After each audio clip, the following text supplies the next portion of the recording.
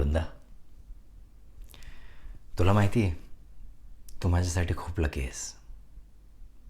तू माझ्या आयुष्यात आली आणि माझं घर बनलं. माझी नोकरी कन्फर्म झाली. बाबांसोबतची माझी इतक्या वर्षांची चुप्पी सुटली. खूप खूप लकीस तू माझ्यासाठी. आणि तुला माहिती आहे, तुला मागण्याआधी मी तुला देवी आईच्या यात्रेमध्ये पाहिलं होतं. आकाश पाळण्यात बसली होतीस तू, आठवलं?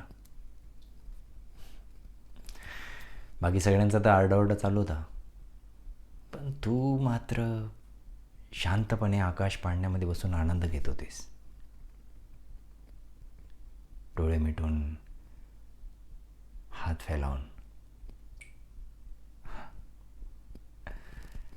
मी त्याच क्षणी तुझ्या प्रेमात पडलो होतो आणि तुझ्या पाठीपाठी तुझ्या घरापर्यंत पण आलो होतो. एका क्षणासाठी तर विचार केला की डायरेक्ट घरात जाऊ आणि तुझा हात मागू, पण विचार केला की ना नोकरी आहे ना पगार. तुझ्या बाबांनी विचारलं तर उत्तर काय देणार, म्हणून निराश होऊन पुन्हा परत आलो. पण आज बघ, देवी आईच्या कृपेने तुझी गाठ माझ्याशीच बांधली.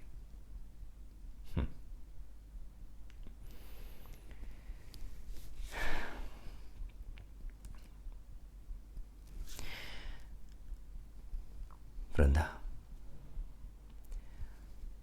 माझं ना तुझ्याकडे एकच मागणं असेल.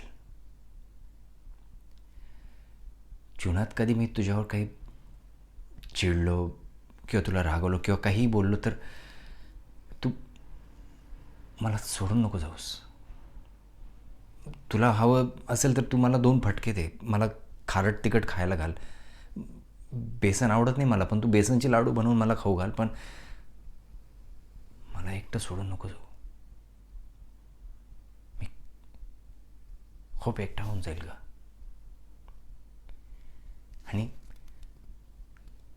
तुझ्याशिवाय जगण्याचा मी विचारही करू शकत नाही.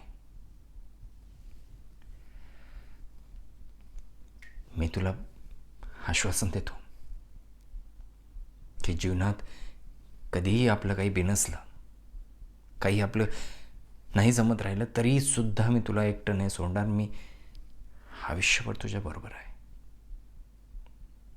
आणि याच जन्मी काय, प्रत्येक जन्मात मोहन वृंदाचा आहे आणि वृंदा फक्त मोहनची.